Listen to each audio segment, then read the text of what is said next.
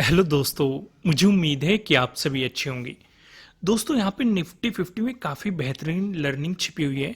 वो क्या है, ध्यान से अगर आप देखो, अगर आप निफ्टी 50 में देखेंगे, आपको ट्रेडिंग डे हाई का ब्रेकआउट देखने को मिला है। गैप डाउन ओपनिंग मिली है, फिर एक रिकवरी मिली है, साथ के साथ ट्रेडिंग डे हाई का ब्रेकआउट भी देखने को मिला है।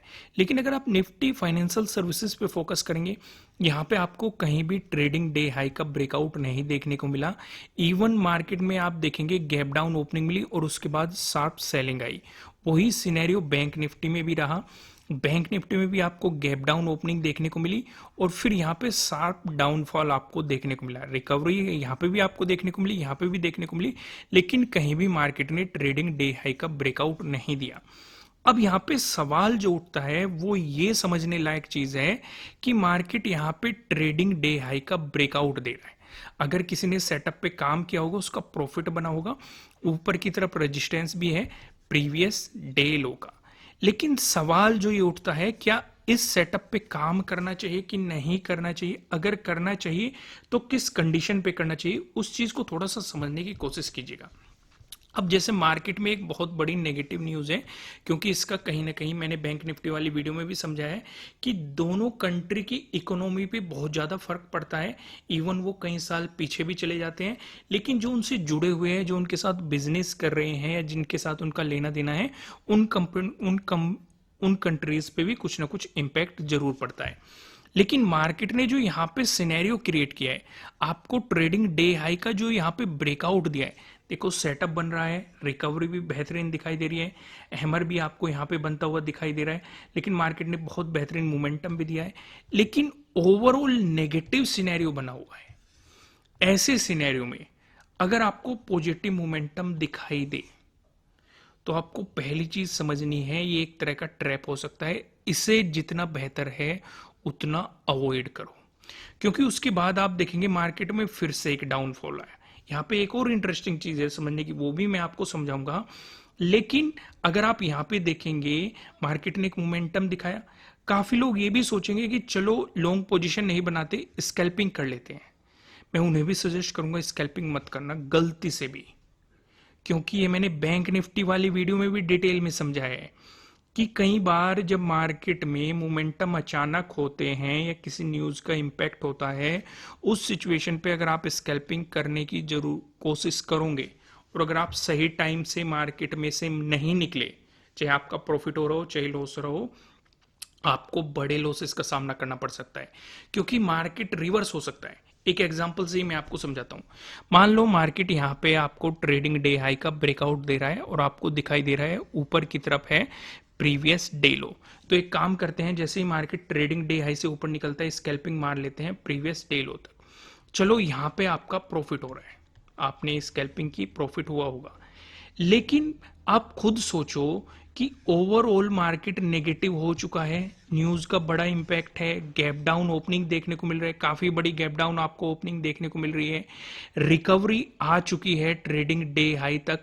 हो सकता है ये ट्रैप करे या फेक ब्रेकआउट देने की सिचुएशन करे, क्योंकि ऐसे मैंने आपको बहुत सारे एग्जांपल बताए हैं कि मार्केट आपको मोमेंटम दिखाएगा और फिर अचानक से ही एकदम से बड़ी कैंडल बना देगा। हालांकि यहाँ पे वो कैंडल नहीं आई है, लेकिन फिर भी आपको अवॉइड करना है इन चीजों को।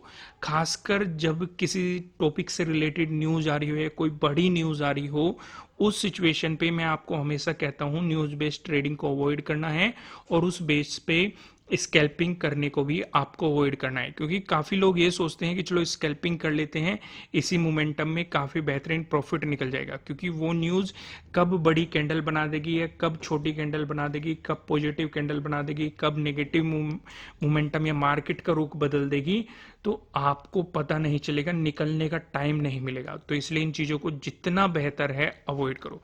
दूसरी चीज जो यहाँ पे समझने लायक है, वो मैं आपको वनडे के टाइम फ्रेम पे ही दिखाता हूँ। अगर आप ध्यान से नोटिस करेंगे, बैंक निफ्टी वाली आपने वीडियो देखी होगी, डाउनफॉल होया, मार्केट एक उसमें साइडवेज चला गया और उसके बाद निकलता हुआ दिखाई दिया, फिर वापस गया, फिर से बाहर निकल चुका है। बैंक निफ्टी की सिचुएशन है ये। लेकिन अगर आप निफ्टी 50 की सिचुएशन देखेंगे, डाउनफॉल आया, मार्केट अभी भी उस रेंज से बाहर नहीं निकला है, उसी रेंज में है। और ध्यान से एक चीज और नोटिस करो, इस वाली कैंडल का डे लो देखो, इस वाली कैंडल का डे लो देखो, इस वाली कैंडल का भी डे लो देखो और आज की कैंडल का भी डे लो देखो, चारों की चारों कैंडल का डे लो एक ही जोन पे आपको बनता हुआ लगभग लगभग एक ही पॉइंट पे दिखाई दे रहा है। सिर्फ इतना ही नहीं, इसमें रिकवरी भी दिखाई दे रही है हर एक कैंडल में। यानी कि कहीं ना कहीं मार्केट आपको बता रहा है कि ये सपोर्ट लेवल उसके लिए काफी ज्यादा इंपॉर्टेंट है। अगर आपको इसका ब्रेकडाउन मिलता है तो नीचे की तरफ हमें पता है हमारे लिए कौन सा सपोर्ट लेवल इंपॉर्टेंट है। लेकिन अगर मार्केट यहीं पे सपोर्ट लेके मोमेंटम दिखाता है, क्योंकि ऐसा भी तो हो सकता है हमारी कंट्री पे कोई इम्पैक्ट ना पड़े, जो भी वॉर की सिचुएशन चल रही हो या इतना ज़्यादा इम्पैक्ट ना पड़े, मार्केट इसे सीरियसली ना ले और मार्केट यहीं से आपको रिकवरी दिखानी शुरू करे, तो उस सिचुएशन पे एक इंपॉर्टेंट सपोर्ट के रूप में काम कर सकते हैं। लेकिन अगर मार्केट इसका ब्रेकडाउन देके नीचे आ जाता है, कल भी आपको नेगेटिव मोमेंटम देखने को मिलता है, तो हमारे लिए मोस्ट इंपॉर्टेंट जोन ये वाला रहने वाला है। इस चीज को आपको समझना पड़ेगा। यहां तक चीजें क्लियर होगी। अब जल्दी से मैं आपको 15 मिनट के टाइम फ्रेम पे लेके चलता हूं। यहाँ पे मैं आपको कुछ और भी चीजें समझाने की कोशिश करता हूं। इन चीजों पे भी आपको फोकस करके चलना है और इन्हें भी आपको समझने की कोशिश करना है, इन्हें भी आप समझने की कोशिश कीजिएगा। अब ये वाले जोन तो हमारे वही है जो हमने ड्रॉ करके रख रखे थे, आपने भी ड्रॉ कर के रखे होंगे। आज एक नया जोन और क्रिएट किया है। क्यों क्रिएट किया है वो मैं आपको वन डे के टाइम फ्रेम पे ऑलरेडी समझा चुका हूं कि मार्केट 28 को भी यहीं से डाउनफॉल लेके एक रिकवरी दिखाया था। 3 अक्टूबर को भी आप देखेंगे मार्केट यहीं पे एक सपोर्ट लेके रिकवरी दिखाया था। आप 5 को देखेंगे मार्केट इस जोन में एक रिकवरी दिखाया था। आज भी आप देखेंगे मार्केट 2-3 बार इस जोन में आया है और इस जोन की रेस्पेक्ट कर रहा है। यानी कि हमारे लिए ये सपोर्ट जोन काफी इंपॉर्टेंट है, क्योंकि अगर ये सपोर्ट जोन है ब्रेकडाउन हुआ तो ये रेजिस्टेंस भी हमारे लिए उतना ही इंपॉर्टेंट हो जाएगा। ये उन्हीं तरह अब रोल प्ले करने वाला है जैसे कि आपके लिए ये वाला जोन और ये वाला जोन आपके लिए एक बेहतरीन रोल प्ले कर रहे हैं। यहां तक चीजें क्लियर होगी। अगर मार्केट आपको फ्लैट ओपन होके पॉजिटिव मोमेंटम दिखाता है, इस सिचुएशन पे जो ये वाला स्विंग बना हुआ है इसे आप निकलने देंगे। अगर मार्केट इससे ऊपर निकलता है तो जो प्रीवियस डे हाई रहेगा ये आपके लिए अगला रेजिस्टेंस बन जाएगा। इसका आपको ब्रेकआउट मिलता है, फिर जो 6th की डे क्लोजिंग है ये वाला जो रेजिस्टेंस जोन है ये आपके लिए अगला रेजिस्टेंस जोन बनता हुआ दिखाई देगा। वहीं पे अगर मार्केट आपको नेगेटिव मोमेंटम दिखाता है इस सिचुएशन पे, आगे का प्रोसेस बताने से पहले मैं आपको बता दूं ये आपके लिए किसी भी तरह का ना तो कोई बाय रिकमेंडेशन होगा ना ही कोई सेलिंग रिकमेंडेशन होगा। ये जस्ट एजुकेशनल पर्पज से बनाई गई एनालिसिस वीडियो है।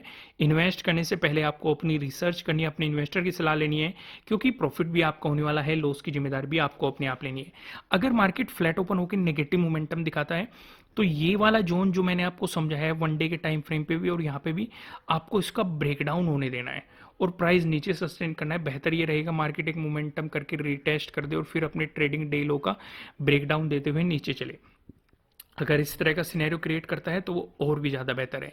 इस सिचुएशन पे जो आपके लिए सपोर्ट बनेगा ये 19,400, इसका ब्रेकडाउन मिलता है जो 4th का डे लो है, ये आपके लिए अगला सपोर्ट जोन बनने की पॉसिबिलिटीज हैं। वहीं पे अगर मार्केट आपको गैप अप ओपनिंग दे देता है, गैप अप ओपनिंग किस सिनेरियो में देगा, क्योंकि मार्केट में अगर इस न्यूज का इंपैक्ट नहीं पड़ता है इतना और मार्केट आपको एक मोमेंटम देने की कोशिश करता है, तब भी आप इसी जोन पे फोकस करेंगे। अगर मार्केट इसी के अराउंड आपको गैप अप ओपनिंग दे रहा है, गैप अप ओपनिंग हो चाहे फ्लैट ओपन हो के पॉजिटिव मोमेंटम हो, यानी कि अगर मार्केट पॉजिटिव साइड जाने की कोशिश कर रहा है तो हाफ क्वांटिटी में काम करना और प्रॉपर स्टॉप लॉस को आपको फॉलो करना है, क्योंकि मार्केट हो सकता है आपको ट्रैप करे, एक मोमेंटम देके आपको एक रिवर्सल दिखा दे, क्योंकि यही सिचुएशन आज भी मार्केट ने करी। गैप डाउन ओपनिंग दी, एक रिकवरी दिखाया, फिर से एक डाउनफॉल दिखा दिया।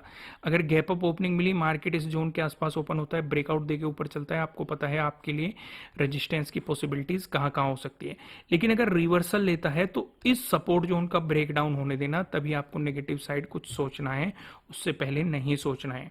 वहीं पे अगर मार्केट आपको गैप डाउन ओपनिंग देता है तो आपका पूरा फोकस इस वाले जोन पे होना चाहिए, क्योंकि ये काफी इंपॉर्टेंट लेवल है। अगर ज्यादा बड़ी गैप डाउन ओपनिंग देगा तो ना तो नेगेटिव साइड कोई पोजीशन बनाना, अगर रिकवरी दिखाने लग जाए ना पॉजिटिव साइड को कोई भी पोजीशन बनाना, सिर्फ मार्केट को थोड़ा सा सस्टेन होने देना, फिर trading day high trading day लो मार्क करना और फिर मार्केट उन पे किस तरीके से रिएक्शन कर रहा है उन चीजों पे आपको फोकस करना है।